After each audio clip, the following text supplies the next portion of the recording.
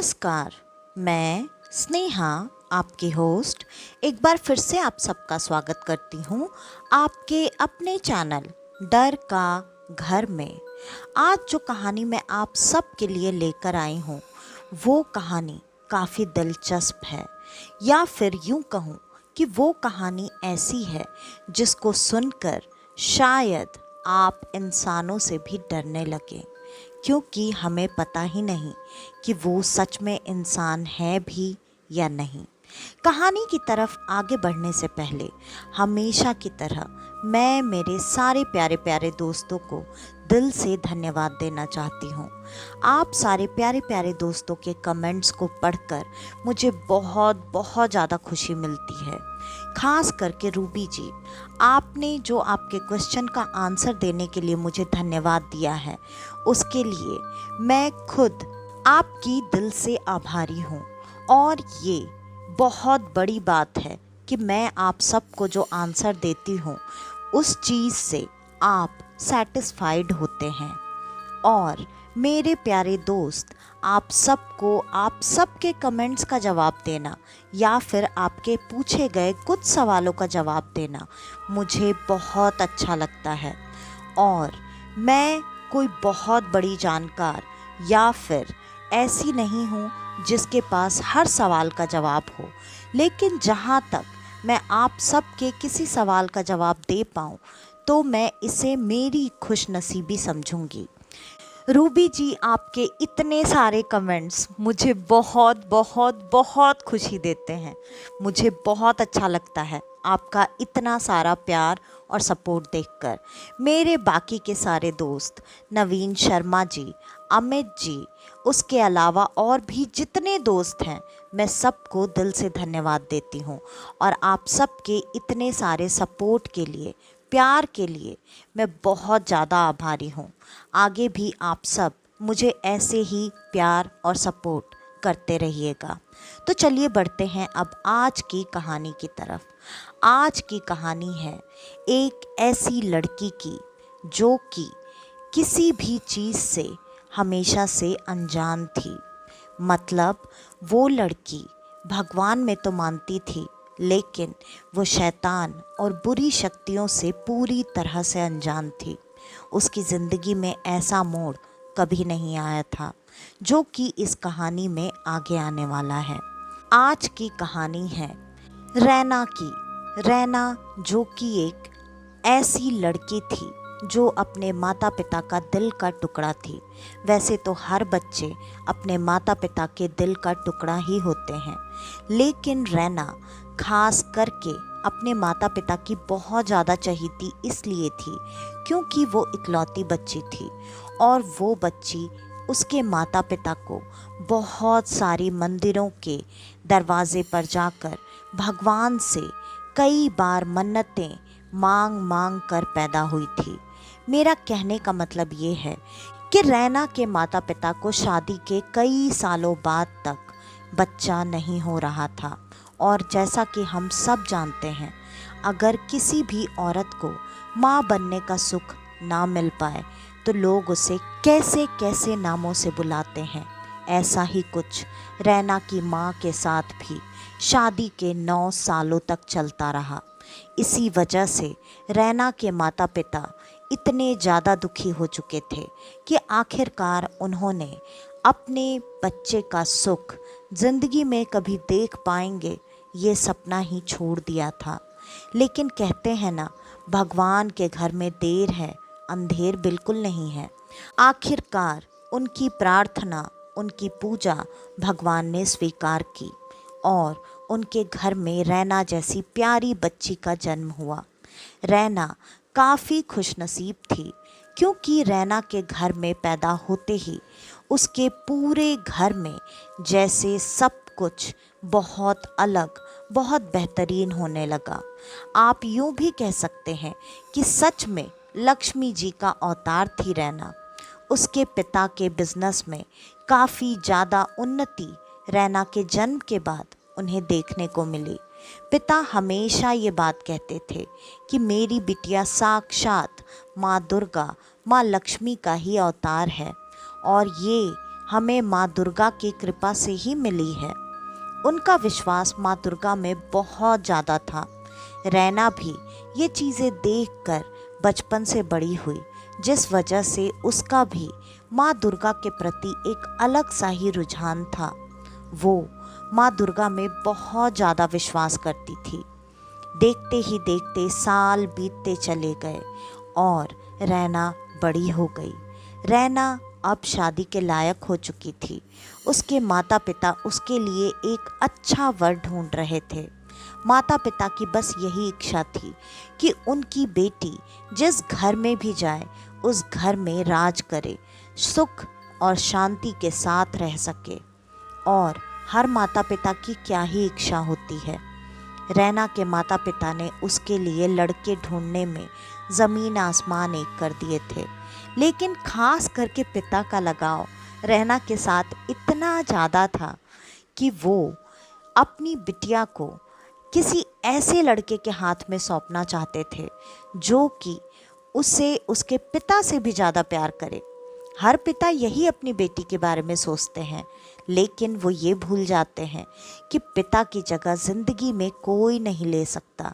हाँ, पति प्यार ज़रूर करते हैं, लेकिन पिता जैसे बेटी को प्यार करते हैं वो प्यार बेटी के ज़िंदगी में एक ही बार पिता के ही माध्यम से आता है। इस वजह से उसके पिता बार बार हर लड़के को रिजेक्ट कर रहे थे। लेकिन कहते हैं शादी ब्याह भी भगवान की ही देन है और हमारी किस्मत से ही ये रिश्ते तय हो जाते हैं। शादी ब्याह ऐसी चीज़ है कि जिस घर आपको जाना हो उस घर में शादी होने के लिए हम कई बार सारी चीज़ें जो देखकर नकारते रहते हैं, वही चीज़ें अगर सामने भी हों तो हमारी आंखें बंद हो जाती हैं और हम उस चीज़ को पसंद कर लेते हैं। ऐसा ही कुछ रैना उसके माता पिता दोनों के साथ होने वाला था। आखिरकार रैना की शादी एक घर में तय हुई। रैना की शादी कैसे तय हुई? उसकी पड़ोसन ने एक रिश्ता बताया। पिता बिल्कुल नहीं चाहते थे उस लड़के से मिलना या फिर उस घर में शादी करना। उसमें सबसे बड़ी दिक्कत ये थी कि वो लड़का दूसरे शहर का था। पिता ये बिल्कुल नहीं चाहते थे कि उनकी बेटी इतने दूर किसी शहर में चली जाए, लेकिन माँ के कई बार बोलने की वजह से पिता ने आखिरकार लड़के को देखने का फैसला किया और वो लड़के को देखने के लिए गए।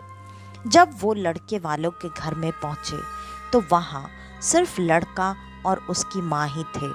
मतलब लड़के के पिता गुजर चुके थे, ऐसा उन्होंने रैना के पिता को बताया।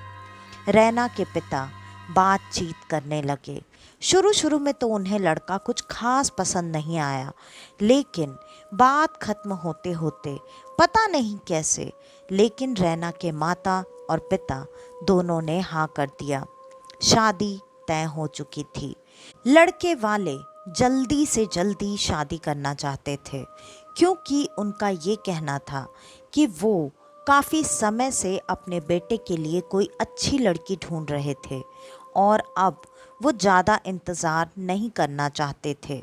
लेकिन जैसा कि हम सब जानते हैं, लड़की वालों की शादी की तैयारी काफ़ी लंबी और मुश्किल होती है। इसी बात को सोचकर रैना के पिता ने कुछ समय मांगा, लेकिन लड़के की माँ ने ये कहकर बात टाल दी कि अरे आप चिंता क्यों कर रहे हैं, हमें बिटिया के अलावा बाकी कुछ भी नहीं चाहिए। भगवान का दिया सब कुछ है हमारे पास, बस घर में कमी है तो एक लक्ष्मी की, बेटी की। वो आपकी बेटी यहाँ आकर पूरी कर देगी। और वैसे भी हमें कोई बहुत बड़ी शादी नहीं करनी, ना ही कोई बहुत ज़्यादा ताम झाम करना है, हमें तो सिर्फ बिटिया चाहिए।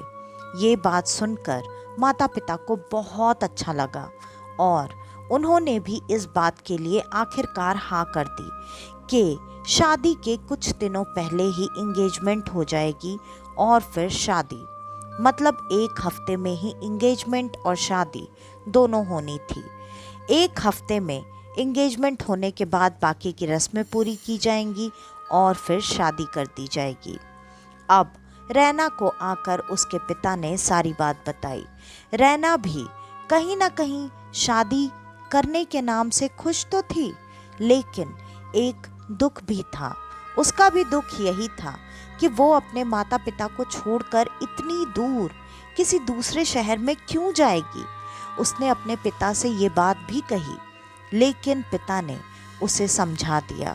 उसने कहा, अरे बेटी, इतना कौन सा दूर है और तू चिंता क्यों कर रही है।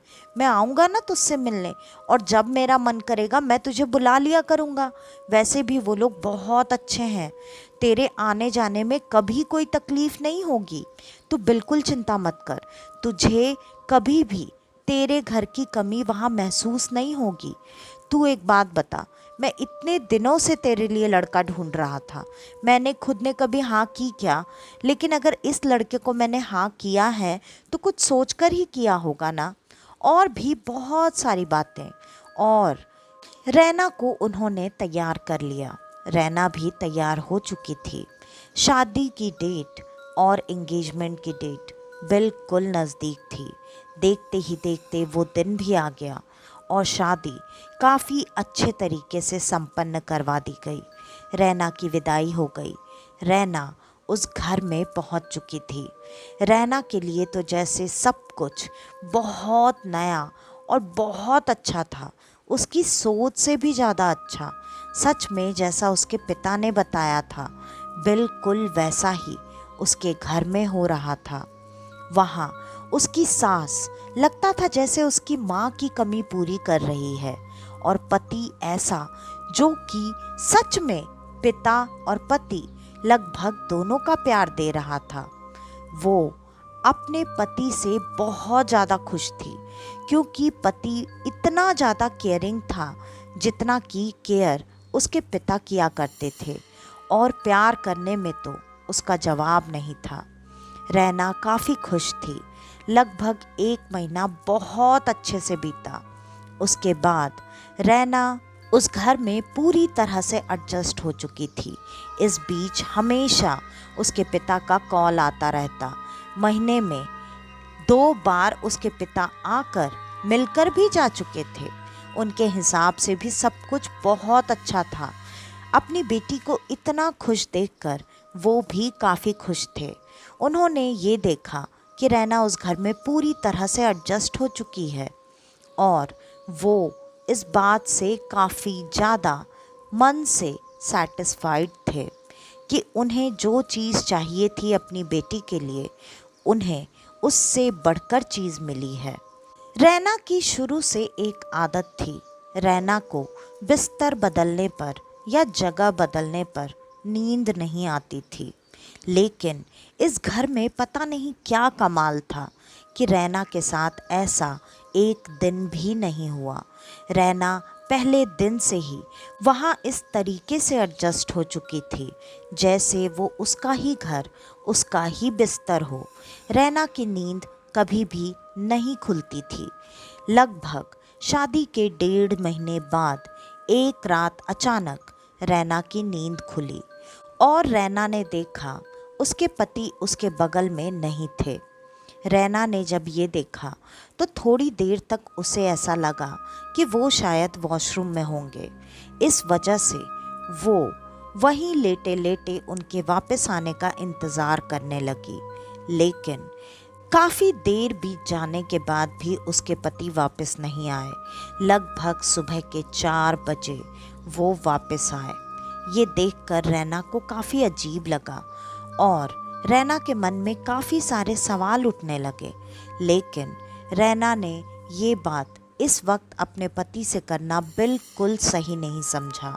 उसने थोड़े पेशेंस के साथ काम लिया। अब जबकि उसके पति आ चुके थे, वो चुपचाप शांति से वापस सो गई। लेकिन उसके बाद हर रात रैना कोशिश करती कि उसकी नींद खुल जाए।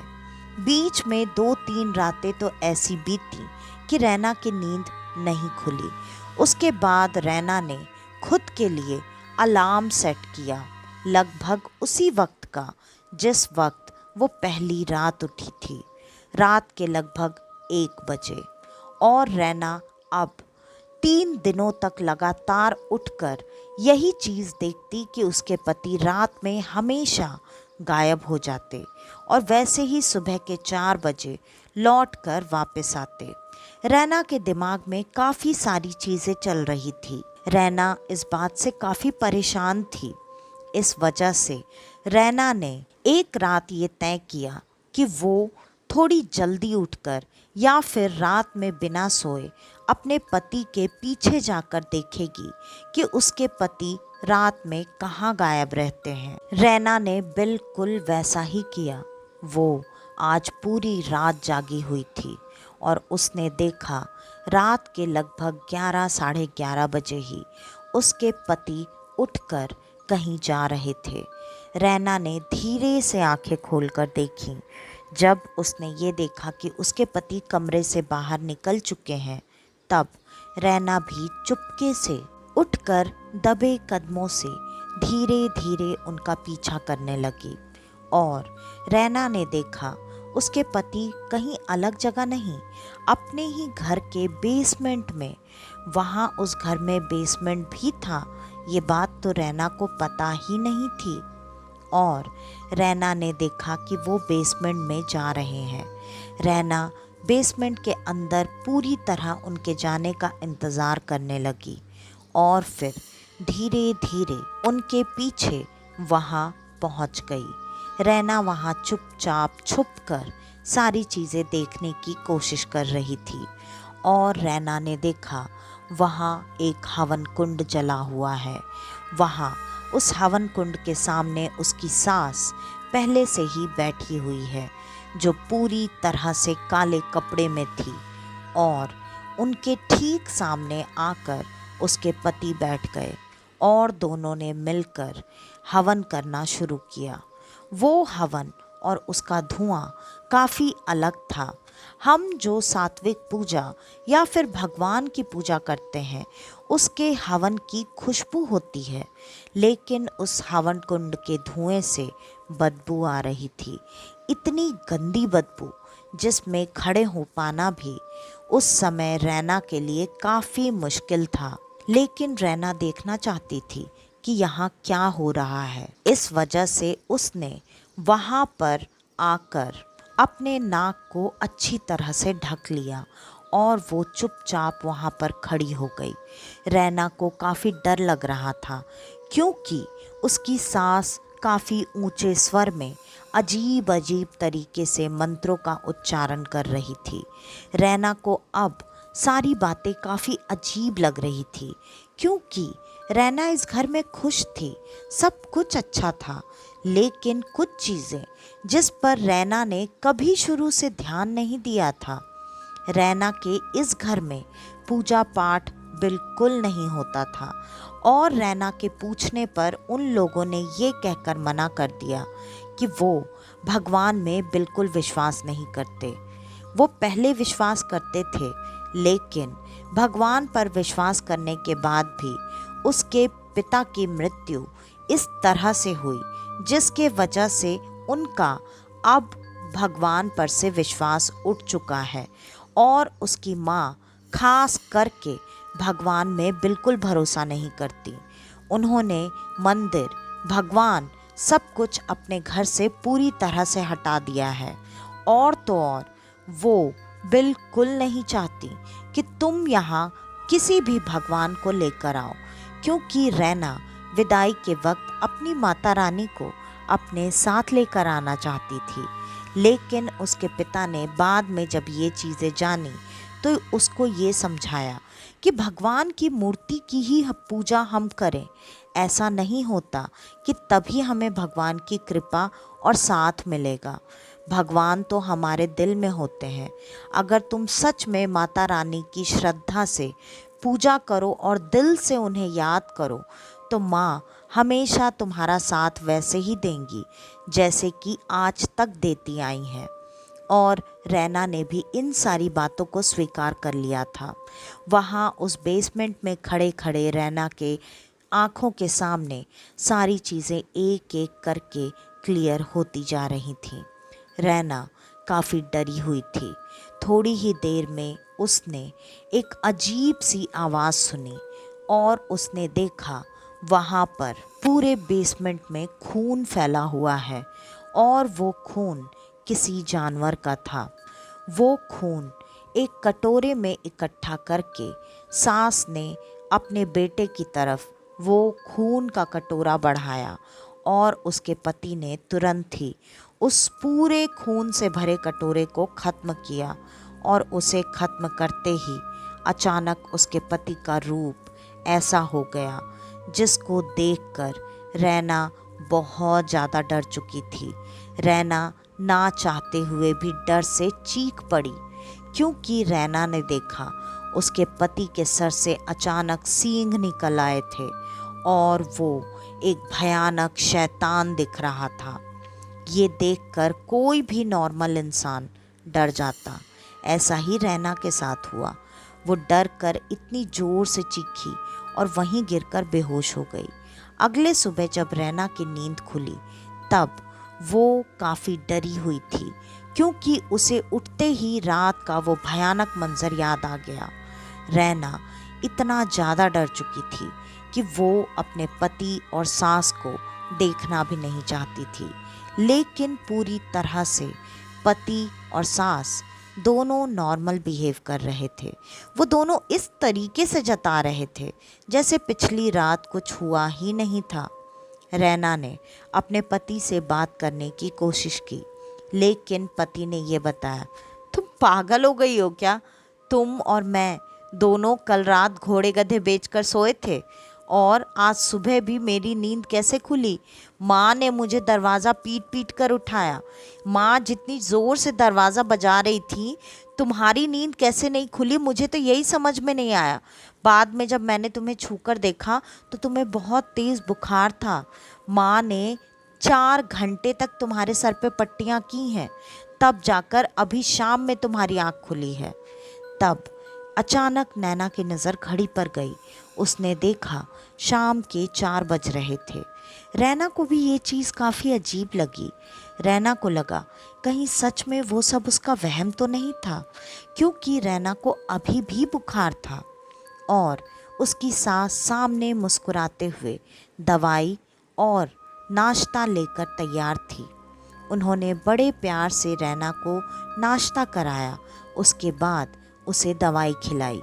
थोड़ी देर में डॉक्टर को बुलाकर रैना का चेकअप भी करवाया और डॉक्टर ने भी यही बताया कि वो सुबह ही उसे चेक करके गया था। उसने रैना को इंजेक्शन भी दिया था, जिसके वजह से उसका बुखार थोड़ा डाउन हुआ है और उसकी सास के प्यार की वजह से, क्योंकि वो लगभग 3 घंटे तक बैठकर रैना को ठंडी पट्टियाँ कर रही थी। अब ये सारी बातें सुनकर रैना को भी ये महसूस होने लगा कि सच में वो सब उसका वहम ही था। अब रैना को काफ़ी अजीब लग रहा था। वो ये सोच रही थी कि इतना भयानक और बुरा सपना उसे आया ही क्यों। वो इस बारे में किसी से बात तो करना चाहती थी, लेकिन उसे लगा कि अगर वो उसका वहम हुआ तो वो अगर अपने माता या पिता से बात करेगी तो वो बेकार में परेशान हो जाएंगे। इस वजह से रैना ने चुप रहना ही सही समझा और उसके बाद रैना को उसकी सास ने ये भी बताया कि बेटा मुबारक हो, तुम माँ बनने वाली हो। इसी वजह से शायद तुम्हारी तबीयत थोड़ी ख़राब है और तुम्हें थोड़ी कमज़ोरी भी महसूस हो रही होगी। रैना को ये बात सुनकर काफ़ी खुशी हुई। उसने तुरंत ही अपने माता पिता को फ़ोन करके ये खुशखबरी दी। माता पिता भी काफ़ी खुश हो चुके थे और पिता ने तुरंत ही बेटी से मिलने की इच्छा जाहिर की। इस पर रैना की सास ने उन्हें आने को कहा। पिता वहाँ आ चुके थे काफ़ी सारे गिफ्ट्स के साथ। रैना के पिता बहुत ज़्यादा खुश थे और उन्होंने रैना की सास से ये कहा कि रैना की माँ ये चाहती है कि रैना का पहला बच्चा उसके मायके में ही हो। वैसे भी हम जानते हैं कि आप सब रैना का ख्याल हमसे ज़्यादा रखते हैं, लेकिन रैना की माँ की ये बहुत ज़्यादा इच्छा है। रैना की सास ने इस बात के लिए बिल्कुल मना नहीं किया। उन्होंने रैना को वहाँ जाने के लिए अलाउ कर दिया। रैना के पिता डॉक्टर से परमिशन लेकर रैना को अपने साथ उसी दिन घर के लिए निकल गए। और जब वो घर पहुँचे तब रैना की माँ ने आरती के साथ रैना का स्वागत किया। रैना घर पर आ चुकी थी। रैना को अब यहाँ पर बिल्कुल अच्छा नहीं लग रहा था। रैना का मन नहीं लग रहा था। रैना काफ़ी उदास महसूस कर रही थी। इस पर उसकी माँ ने ये चीज़ें नोटिस की और रैना से उसकी उदासी का कारण जानने की कोशिश की। रैना ने आखिरकार अपनी माँ से उस रात की बात बता दी। ये बात सुनते ही रैना की माँ ने कहा, अरे बेटा, हो सकता है ये सच में तेरा सपना हो, क्योंकि तू खुद सोच ना, अगर ऐसा कुछ होता तो इतने दिनों में कभी भी तुझे ये बात पता नहीं चलती क्या कि तेरा पति हर रात तेरे बिस्तर से गायब रहता है।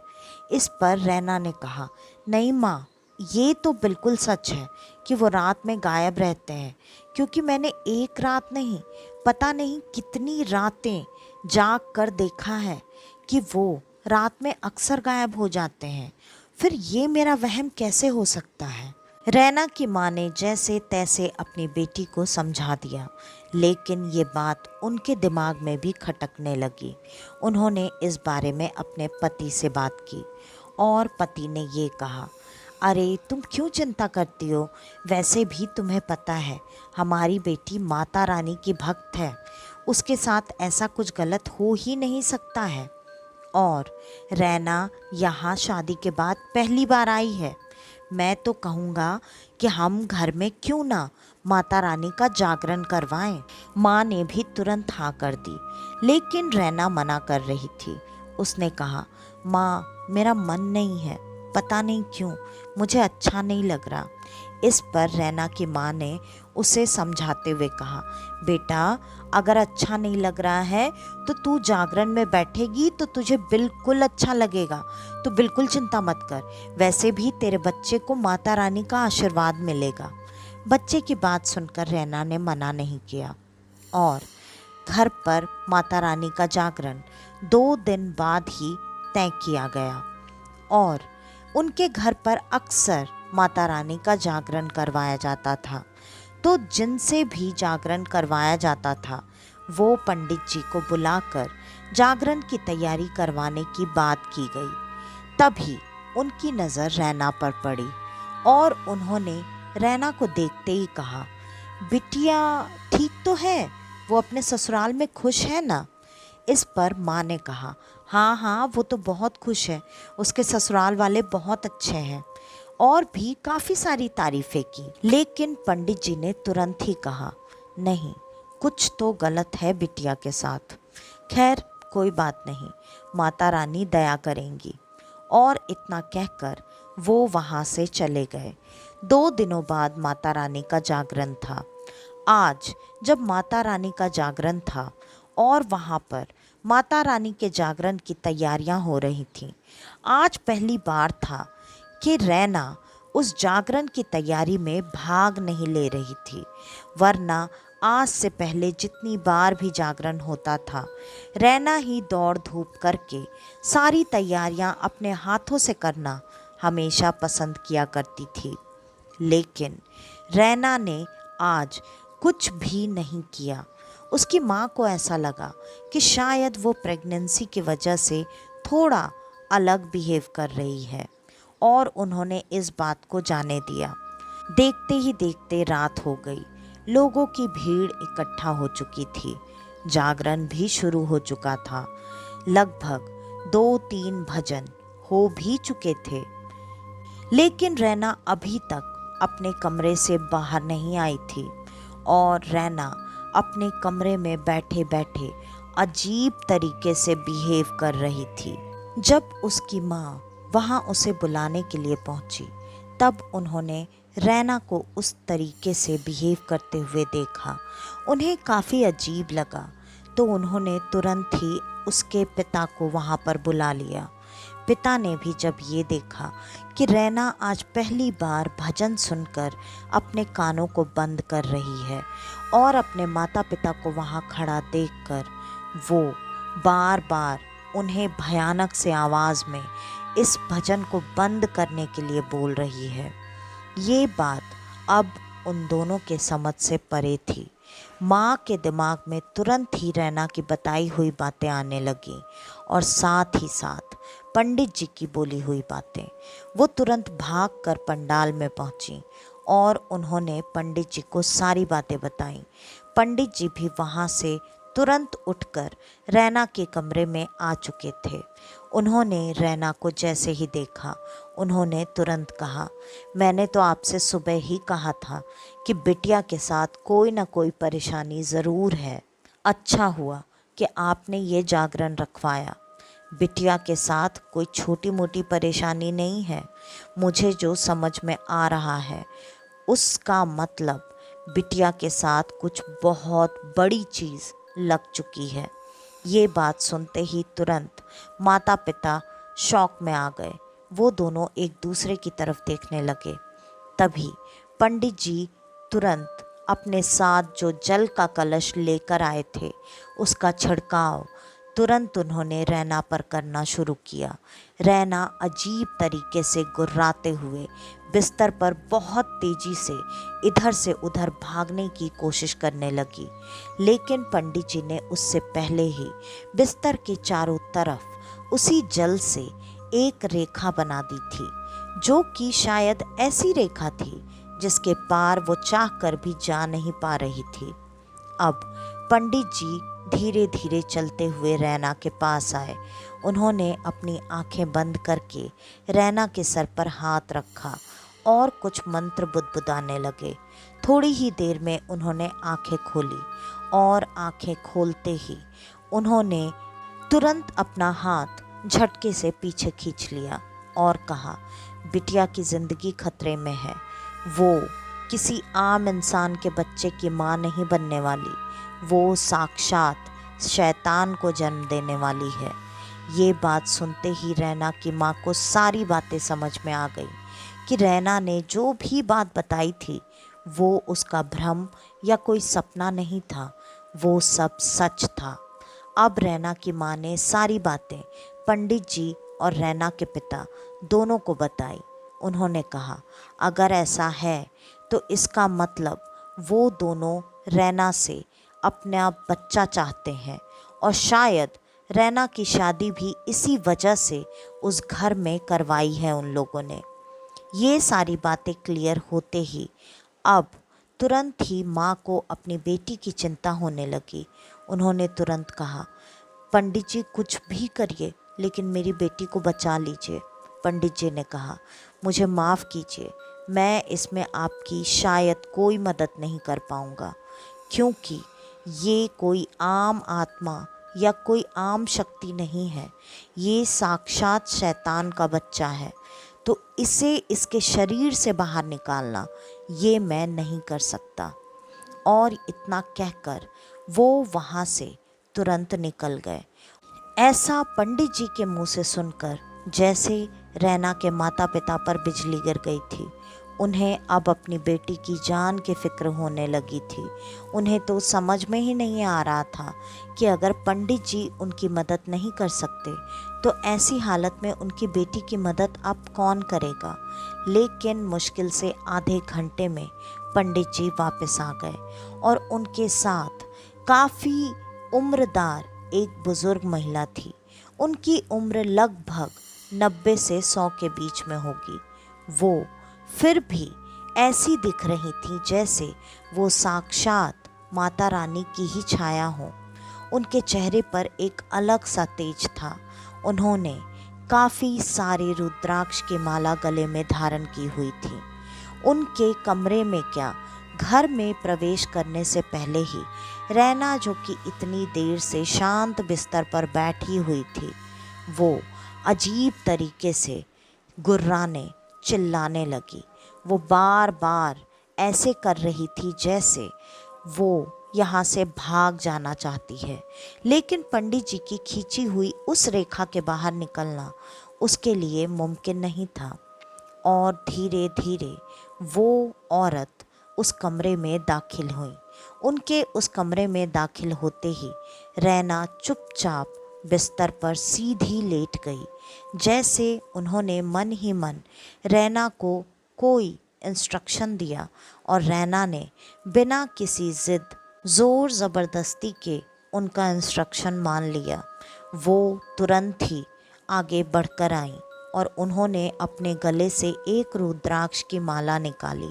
उस रुद्राक्ष की माला को उन्होंने अपने मुट्ठी में पकड़ा और वो मुट्ठी उन्होंने उसके पेट पर रखी और फिर वो कुछ मंत्रों का उच्चारण करने लगी। थोड़ी देर बाद रैना अजीब तरीके से चिल्लाने लगी और जैसे जैसे उनके मंत्रों का उच्चारण चलता जा रहा था, रैना सबकी आंखों के सामने अब अपने बिस्तर से हवा में तैर रही थी।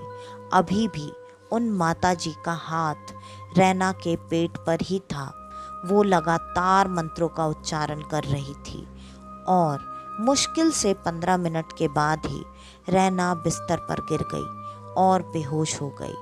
उन्होंने तुरंत ही अपना हाथ पीछे खींचा और बिना कुछ बोले वो चुपचाप वहाँ से निकलकर चली गई।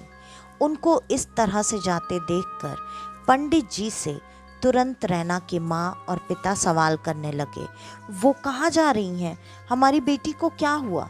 इस पर पंडित जी ने कहा, बेटी का संकट अब खत्म हो चुका है। वो किसी से बात नहीं करती, वो सिर्फ और सिर्फ यहाँ बिटिया की मदद के लिए आई थी। उन्होंने लगभग 30 साल के बाद अपने घर से बाहर कदम रखा है। आप बहुत खुशनसीब हैं कि वो बेटी की मदद करने के लिए तैयार हो गई। इन पर साक्षात माता रानी की कृपा है।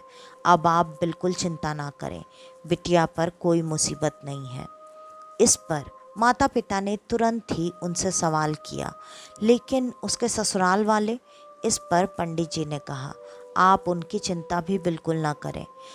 अब जो क्रिया हुई है उसका पता उन्हें ज़रूर चल गया होगा और वो अब आज के बाद आपके घर के या आपकी बिटिया के आसपास आने की हिम्मत कभी नहीं करेंगे।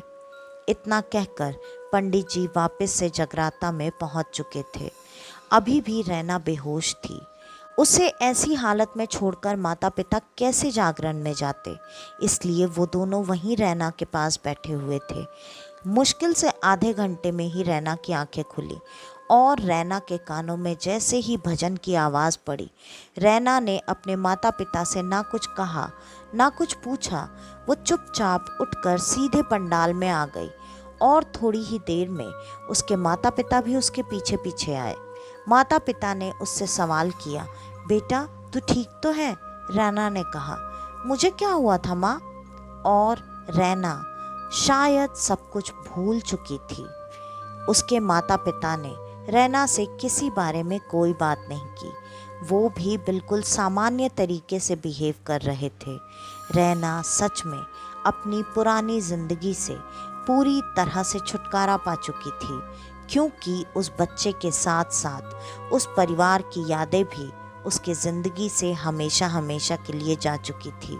उसके बाद लगभग 1 साल बाद रैना की शादी फिर से हुई और रैना की शादी काफ़ी अच्छे घर में हुई। आज रैना की ज़िंदगी में एक बेटी है जो कि बिल्कुल रैना और उसके माता पिता की तरह माता रानी की बहुत बड़ी भक्त है। तो आज की कहानी में बस इतना ही। आपको हमारी आज की ये कहानी कैसी लगी हमें कमेंट करके ज़रूर बताइएगा। और अगर आपको हमारी ये कहानियाँ पसंद आती हैं तो ज़्यादा से ज़्यादा हमारी इन कहानियों को शेयर करें। अगर आप हमारे इस चैनल पर आज पहली बार आए हैं तो हमारे इस चैनल को लाइक, शेयर और सब्सक्राइब करना बिल्कुल ना भूलें। और अगर आपके पास आपका ऐसा कोई एक्सपीरियंस, आपकी ऐसी कोई कहानी हो तो आप हमें हमारे इंस्टाग्राम आईडी या फिर ईमेल आईडी पर आपकी वो कहानी भेज सकते हैं। तो आज के लिए बस इतना ही। मैं स्नेहा आपकी होस्ट आज के लिए लेती हूँ अलविदा। वापस से आपसे मिलने आऊँगी और आप सबको लेकर जाऊँगी कुछ जाने अनजाने किस्से कहानियों के सफ़र पर, आपका अपना डर का घर में। तो तब तक के लिए नमस्कार।